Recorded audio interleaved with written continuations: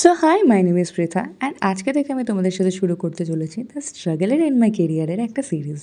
So প্রথম struggle 4:30টায় ঘুম থেকে ওঠা, লাল লাল চোখ, তখনও দিনের আলো ফোটেনি, তবে 5:30টার মধ্যে রেডি হতে হবে, তাই ঝটপট রেডি হয়ে দেখলাম একটু আলো ফুটেছে। তবে আজকের গন্তব্য ছিল পূর্ব মেদিনীপুর, তাই রেডি হয়ে নিয়েছিলাম। আজ ছিল আমার একটা face to face interview round, তাই বেশি দেরি না করে কালচার মোড় থেকে নিয়ে নিয়েছিলাম auto to Belgharia station. Then after সেখান থেকে আবার অটো পাল্টে নীলগঞ্জ মোড়, সেখানে পৌঁছে গেছিলাম সাউথ বেঙ্গল বাসের ডিপো, ঠিক বেলঘরিয়া পুলিশ স্টেশনের উল্টো দিকে। যেহেতু বাড়ি থেকে কিছু খেয়ে যায়নি, তাই নিয়ে নিয়েছিলাম 2টো চা, মায়ের সাথে গরম আর হিউমিডিটি, সাথে টুকটাক গল্প। এত ঘামছিলাম কি আর বলবো। তোমার ঘামছো না? আমার না, ঘামছি কম। যাই হোক, তারপরে চলে গিয়েছিলাম বাসের ডিপোর উদ্দেশ্যে। 6:30টায় বাস ছাড়ার কথা ছিল, উঠেও পড়েছিলাম আমরা। এইটা আমার সরকারি বাসের ফ্রি জার্নির ফার্স্ট জার্নি। সো এখানে আমার মা দুলতে দুলতে আমার সাথে কখন যে 1 ঘন্টায় ঘুমিয়ে পড়েছে তা আমি নিজেও জানি না। এই সময় আমি মিস করছিলাম আমার হেডফোনটাকে।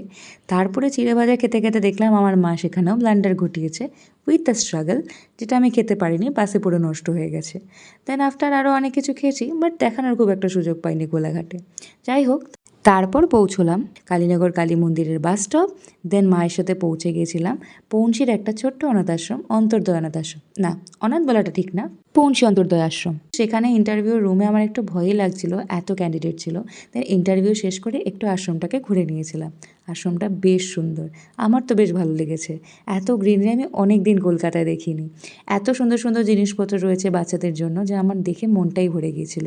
পেয়েছিলাম অত্যন্ত সুন্দর আতিথেয়তা, অনেক সুন্দর সুন্দর খাবার আমাদেরকে খাইয়েছিল, আর খুব ওয়েলকামিং ছিল তারা। সব তো দেখানোর সুযোগ পাইনি ছোট্ট ভিডিওতে, তবে এটাকে ঠিক স্ট্রাগল বলা যায় না। আমার রবিবারের একটা ছোট্ট সুন্দর দিন, ইন্টারভিউর জন্যই ঠিক, কিন্তু এই অবধি পৌঁছে তো ছিলাম। যেহেতু আমাদের পরের বাসটা 2:30টায় পাওয়ার কথা, 1:20 থেকে দীঘায় ছাড়ে, তাই তাড়াতাড়ি বেরিয়ে পড়তে হয়েছিল। আর দেখো, বাসটা পেয়েও গেছি লাকিলি। তবে বাসটা ছিল অসম্ভব ভিড়, সারা বাস জার্নি আমাকে দাঁড়িয়ে আসতে হয়েছে, সেই জন্য মাথা খারাপ হওয়ার জোগাড়। মা টুকটাক বসার জায়গা পেলেও কলকাতার দিকে এসে দেখি প্রচণ্ড বৃষ্টি হয়েছে। তবে আমরা কিন্তু বৃষ্টি একদমই পাইনি, হিউমিডিটিতে হাল খারাপ। তবে ডানলপের দিকে নামতে নামতে দেখলাম কলকাতার সাইডে বৃষ্টি হয়েই বন্যা হয়েছে, এখানে একটুও হয়নি।